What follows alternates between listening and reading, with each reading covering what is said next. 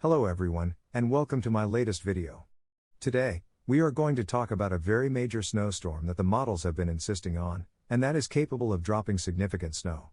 Let's dive in, right after this.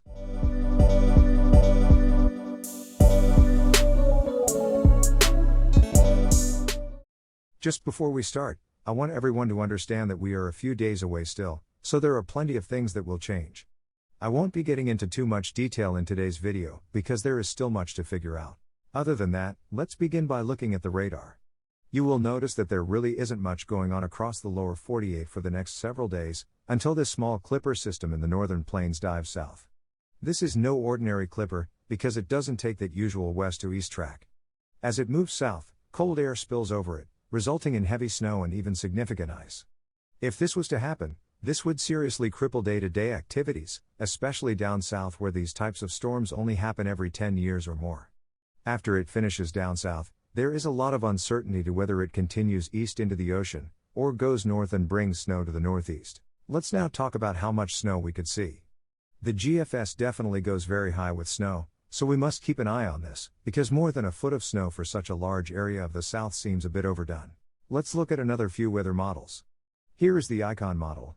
This one also shows a significant event, but with the heaviest snow staying much farther north and covering a smaller area. Now, the Canadian model.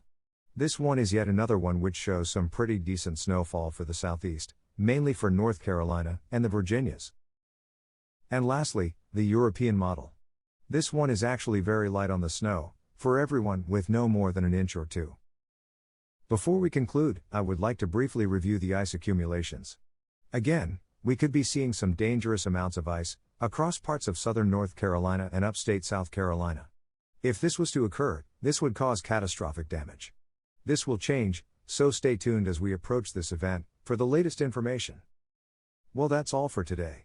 Please do remember that this video was just a heads up, not a final forecast. The timing, location, intensity, and speed of the storm all have to be figured out. Between now and the start of the storm, plenty of things will change.